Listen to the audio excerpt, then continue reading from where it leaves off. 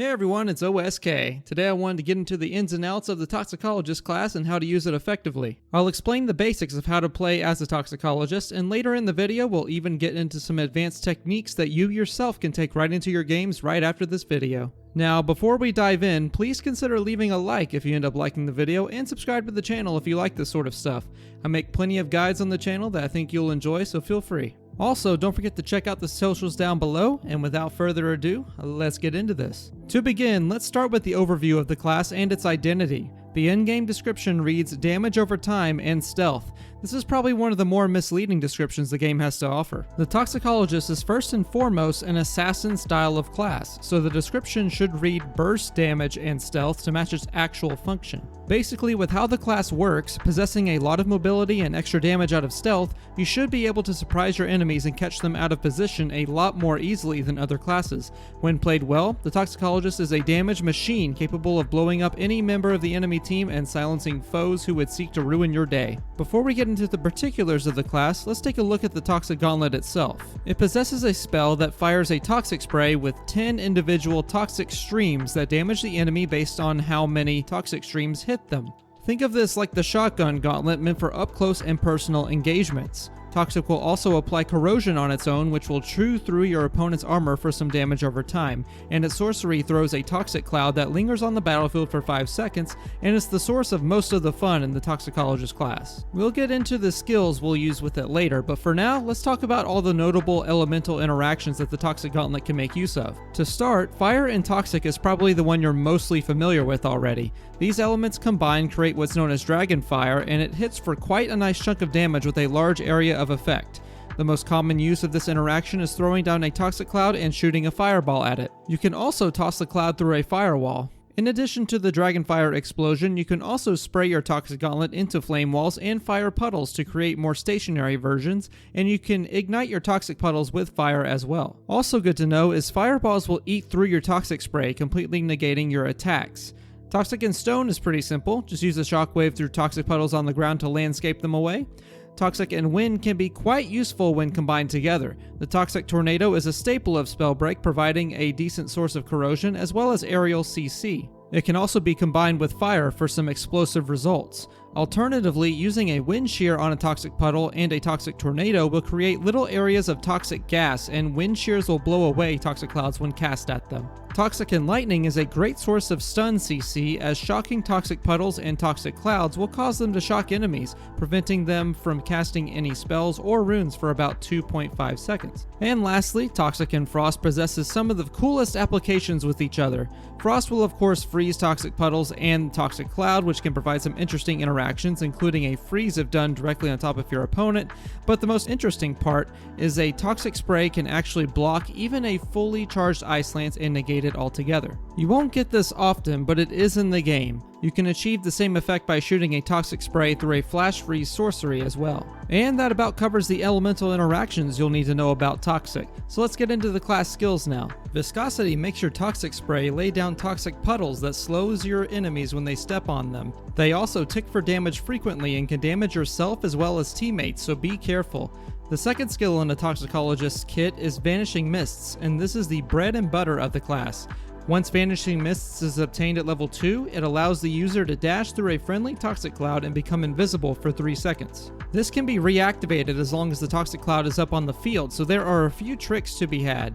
You can use a dash rune into it, you can bounce upward, you can use it to reposition, there are a lot of uses. Just be sure to take caution, as a toxic cloud is one of the most interactable things in Spellbreak, as you saw in the elemental interactions section, and any amount of fire nearby can especially ruin your day. Moving on to skill number 3, this is where the class really starts to tie together. The Outbreak skill is unlocked at level 3, and it allows the user to deal an extra 75% damage with their toxic spray from invisibility as of the recording of this guide. This means you can dart into your toxic cloud, become invisible with Vanishing Mists, and then deal huge amounts of damage in one spell.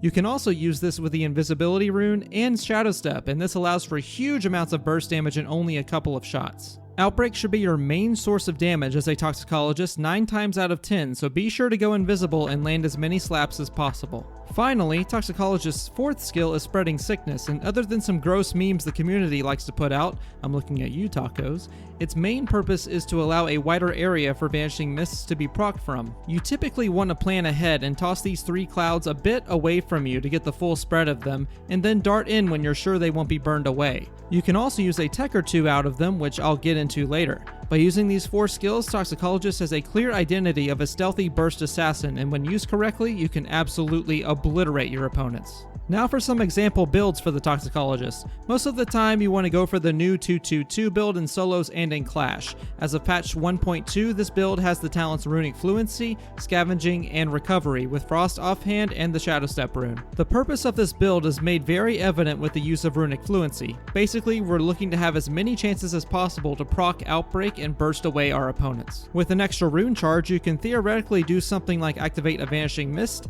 Outbreak, Shadow Step, Outbreak, Shadow Step, Outbreak. This is the basic combo of a Toxicologist and can vary quite a bit depending on how the fight goes, but generally this is what you want to get good at. Scavenging and Recovery are there to provide some safety sustain both during and after the fight, and the Frost is there to cover your relative weakness to long-range engagements. The second build I have is more of a fun build I like to run in Clash only, but you could theoretically do well with it in solos given the right circumstances. I'm talking about the Glass Cannon build with talents Focus Mana, Scavenging, and Recklessness, with a Frost Offhand and the Shadow Step rune. The goal of this build is just like the first one, but we trade the utility of an extra Shadow Step and the sustain of Recovery to opt for more damage both on each shot of Toxic and for your snipes on the Frost Offhand. You typically want to play at a longer range with this class and try to avoid getting hit as much as possible while laying down some big damage. The most fun out of this build I find is catching people off guard whenever they get out of position by Shadow Stepping in and outbreaking them for 100 damage or so. Landing all that damage is so satisfying, and the power of Scavenging with this build just speaks for itself. This build is definitely meant for more advanced players, but if you can hit your shots, you might want to give it a try. The final build I have for you is a bit of a different take on the traditional assassin style of play, and it kind of morphs the class to an unstoppable tank role. The talents we select for this build are Harmony, Finders Keepers, and Recovery with a Lightning Offhand and a Dash rune. Of course, Harmony and Recovery are the stars of the show in this build, allowing you to take reduced damage and be completely free of CC in your games. Additionally, we filled in the one-cost talent Finders Keepers to go ahead and let you provide extra utility to your teammates by funneling knowledge potions and extra body scrolls to them. This is mostly going to be used in a squad for this reason, and when played right, you should be able to provide a surprising amount of peel and pressure for your main DPS member. Now, the reason we picked the Dash rune in this build is due to its incredibly low cooldown that'll allow you to peel even more effectively, as we don't really care as much about that damage. And of course, the Lightning Offhand is mainly to provide good sustained long-range damage along with the juicy CC for your teammates. Overall, a good build for a safer style of play that you can make great use of.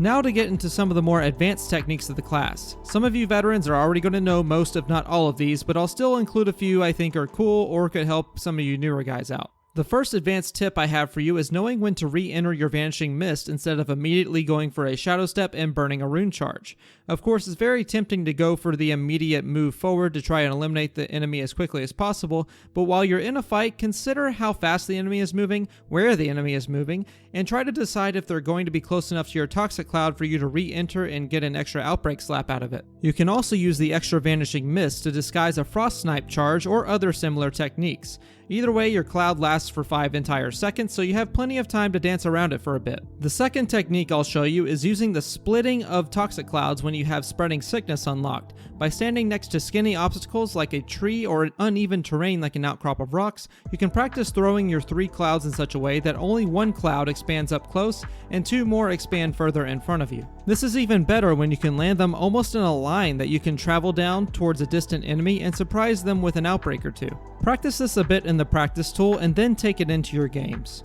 The last technique I'll give you is a very small one, but it's useful to keep in mind. Toxic Alacrity is what happens when you freeze a Toxic Puddle with a Frost Gauntlet and use that to boost your speed for a quick jump, effectively making you briefly have the speed of a Frostborn. This is mainly useful for traveling a bit faster throughout the map, but I thought it was pretty cool and mildly useful, so there you go. Of course, other tools in the Toxicologist kit can be frozen and used in techniques as well, but I won't get into that here.